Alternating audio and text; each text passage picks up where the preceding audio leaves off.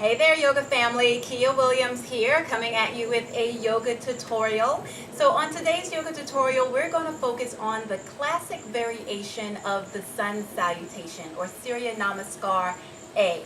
Now, in our kind of rigorous Vinyasa or Ashtanga-based Vinyasa classes, we kind of do an Ashtanga-based Surya Namaskar A.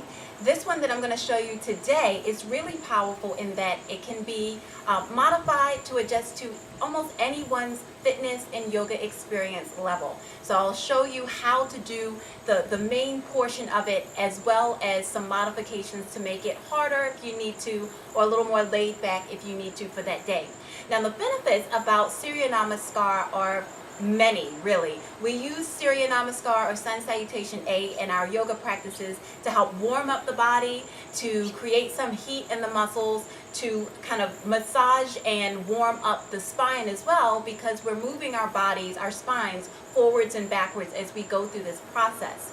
The other really good thing about the more classic version of Sun Salutation that the Ashtanga version does not have is that it provides a little bit more of a hip opener in our poses. So we're going to be stretching into our hip flexors and into the front of the body a little bit more than we would in the Ashtanga version. And this is really good for folks who do a lot of walking or a lot of running or cycling, things that where the hip flexors in front of the thighs tend to get a little bit tight. So we're going to go ahead and get into how to do this particular version of Surya Namaskar A. Hope you enjoy it. Okay, so for the classic Surya Namaskar A, we're going to start at the top of our mat, and in this case we're going to have our feet about hip distance apart. Now, if you're a woman, your hips are really not that wide. When I say hip distance apart, I mean right underneath of your hip bones, okay? We're going to turn the big toes slightly in towards each other so that the sides of our feet track parallel to the sides of the mat. That's how we know that we have a really stable pelvic foundation. All right, so we're going to roll the shoulders back, draw the belly button in, and drop the tailbone down towards the floor, and cling our shoulder blades together behind us like we're trying to squeeze a pencil back there, leveling off the chin. So this is Tadasana, or standing mountain pose. Now here we go, through the levels and the asanas for Sun Salutation A. Inhaling, we reach the arms up overhead. We look past this space we've made. Exhaling, we bend the knees slightly and hinge forward at the hips. Take your swan dive and come into Uttanasana. Inhaling, we lift up halfway and step the right foot back. Bring the right knee down to the mat. And inhaling, reach the arms up overhead and come to a lunge. This is where we get into those front of the thigh stretch.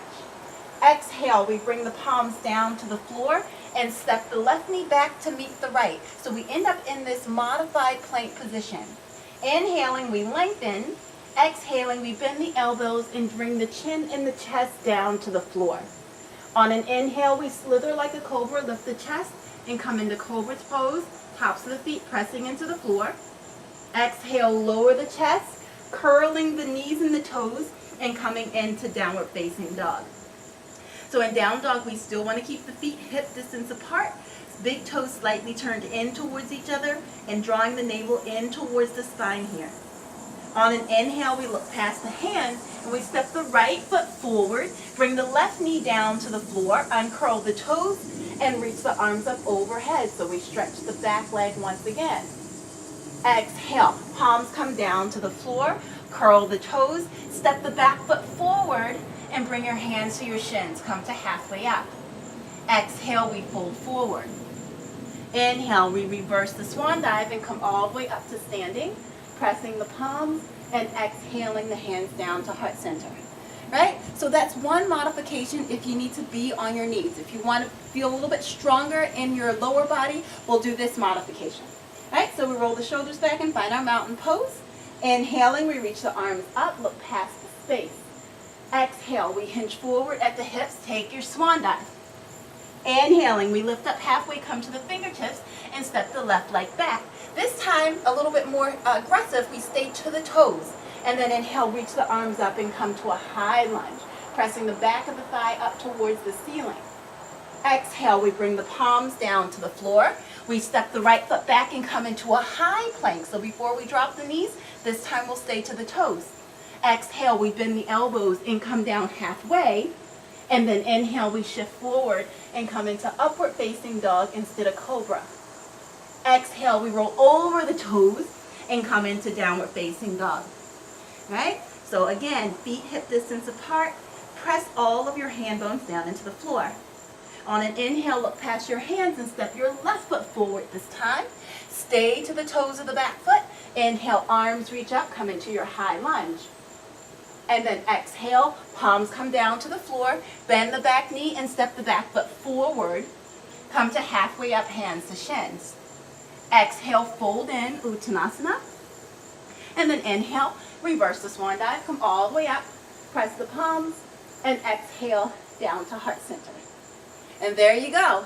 2 variations of Sun Salutation A that you can practice if you do about 3 to 5 rounds of Sun Salutations and then do a nice Shavasana at the end. You've pretty much got yourself a whole practice on your hands. All right, if you have any questions or like to have any other yoga postures demonstrated in one of these videos, please drop me a line in the comments below this video and I'd love to make another for you. Talk to you later. See you around. Bye.